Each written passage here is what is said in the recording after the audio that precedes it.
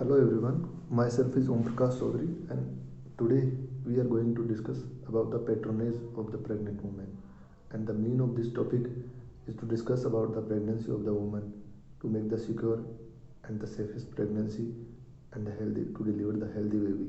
And these points and these patronage include some points that we are going to discuss, and I will give the example which points we are going to discuss and the what way we are going to do that.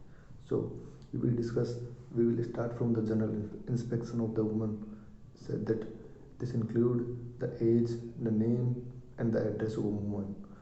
In the in the age we are going to discuss about that she should be there from 20 to 35 for the safe pregnancy and for the healthy baby delivery. And another point in the patronage of the woman pregnancy, there are some questions about the pregnancy that she have, either it's a first pregnancy or it's a second pregnancy of her, because it's very important to know about the first pregnancy and their complication of the first pregnancy, and we can know the previous pathologies of any chronic diseases that happens during the time of the pregnancy in the first pregnancy. So we have to discuss about this.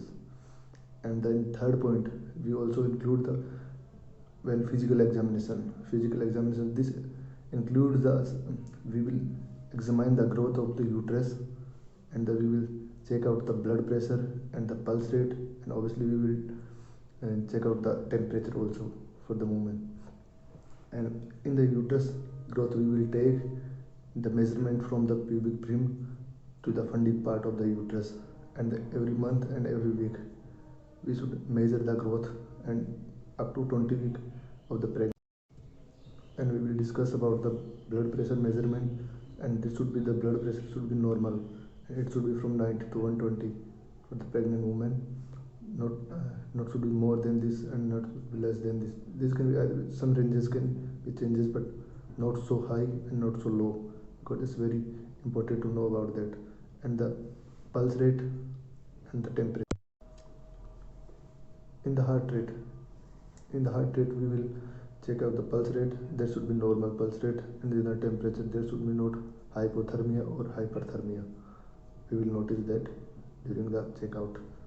And the last and final point, they ask about the food habits, that what diet they are taking during the time of the pregnancy, and if the women are taking and consumption they are taking some alcohols, smoking, they have bad habits, and then we should ask about that, and we will discuss about for this that we have to tell the patient or the woman that they should avoid the use of the alcohol and smoking.